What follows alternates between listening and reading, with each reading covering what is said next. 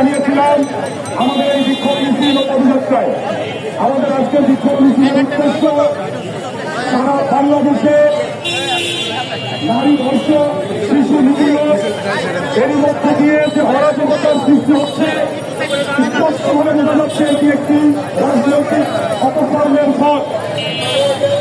যারা গত 17 বছর সারা বাংলাদেশের নৈরাজ্যতার সৃষ্টি করেছিল, তাদেরকে ছাত্র জনতা মিলে 5ই আগস্ট উৎসবের পরেও তারা এখন এই অপচেষ্টা চালিয়ে যাচ্ছে, সারা বাংলাদেশে এই নৈরাজ্যতা চালিয়ে যাচ্ছে।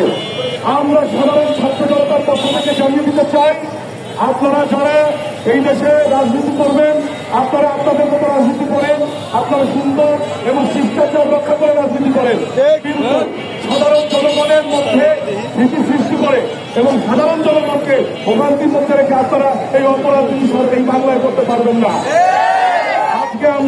ধর্ষকদের বিচারের দাবিতে ফরিদপুরে সমগ্র ছাত্র সমাজ পদযাত্রা করে কোর্ট কম্পাউন্ড এলাকাতে এসেছে। বক্তব্য রাখছে নীরব ইমতিয়াজ শান্ত, সাথে রয়েছে সোহেল রানা, সাইফ খান, মেহেদি হাসান।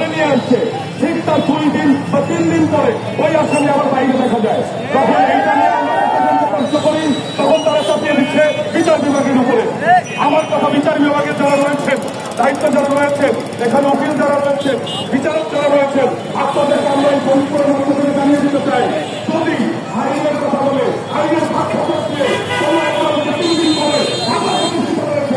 আপনাদের অবস্থা ভালো থাকবে। এ পর্যায়ে আপনাদের সামনে বক্তব্য প্রদান করবেন আমাদের আজকের এই অনুষ্ঠানের বা আমাদের আজকের এই পদযাত্রার যারা মুখ্যমন্ত্রী রয়েছেন, আমাদের বোনরা। আজকে যেহেতু ধর্ষণের বিরুদ্ধে আমাদের এই সংগ্রাম, আমাদের বোনদের পক্ষ থেকে সর্বপ্রথম বক্তব্য রাখবেন সরকারি আজন্দ কলেজের শিক্ষার্থী সামুদা রহমান সরকার।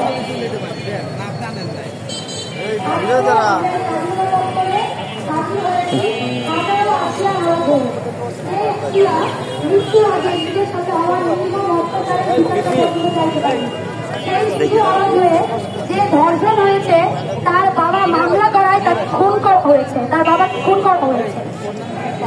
আমরা একটা স্বাধীন সার্বভৌম দেশে থাকি, এই দেশে আইন বিভাগ, বিচার বিভাগ, প্রশাসন সবই আছে, থানা পুলিশ সবই আছে। অথচ এই দেশে একজন শিশু নারী হয়ে ওঠার আগেই ধর্ষিত হয়ে যায়। সে ধর্ষণের 5ম দিনে তার জানাজা হয়, অথচ একজন ধর্ষকের ফাঁসি হইতে রায় হইতে লাগে 180 দিন। কেন?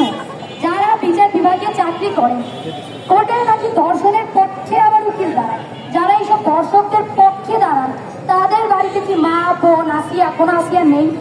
আপনাদের কি ভয় লাগে যে আমার শিশুটা, আমার স্ত্রী, আমার বোন তো রাস্তায় বের হবে? আজকে যদি আমি এই ধর্ষককে মুক্ত করে দেই, সে কি রাস্তায় কার উপর ঝাঁপিয়ে পড়ার আগে যাচাই করে নিবে সে কার সন্তান, সে কার বোন? একটা কথা কবি কাজী নজরুল ইসলাম বলেছেন, যুগের ধর্মে পীড়ন করিলে সে পীড়ন এসে পীড়া দিবে তোমাকে। আজকে যদি আপনি একজন আসামিকে মুক্ত করে দেন, কাল যে সেই আসামি আপনার পরিবারের কারো ক্ষতি করবে না, তার কোনো গ্যারান্টি না। আমরা বিচার বিভাগ, প্রশাসন এবং লয়ারদের একটা কথা মনে করিয়ে দিতে চাই, কোনো ধর্ষকের পক্ষে আপনারা কোর্টে দাঁড়াবেন না। 24-এর গণঅভ্যুত্থানের কথা ভুলে যাইয়েন না। যখন জনগণ নিষ্পেষিত হবে তখন কিন্তু তারা রাস্তায় নেমে যাবে। 24-এ আপনারা দেখেছেন, আমরা কোনো নির্দিষ্ট ব্যক্তির বিরুদ্ধে যুদ্ধ করিনি, আমরা যুদ্ধ করেছি একটা ভেঙে যাওয়া সিস্টেমের বিরুদ্ধে। যখনই মানুষের সাথে অন্যায় হবে এবং আপনারা সেটার প্রশ্রয় দিবেন, জনগণ কিন্তু জবাবদিহিতা চাইবে। যদি আপনাদের আইনের আপনারা সর্বোচ্চ প্রয়োগ না করেন, আপনারা যদি আপনাদের ক্ষমতার প্রদর্শন সঠিক উপায়ে না দেখান, জনগণ যদি নিজের বিচার নিজে হাতে তুলে নেয়, ধর্ষিতার পরিবার যদি নিজে হাতে বিচার করে দেয়, তার পরিণাম কিন্তু কারোর জন্যই ভালো হবে না। আমরা আপনাদের সতর্ক করতে চাই, এখনো সময় আছে।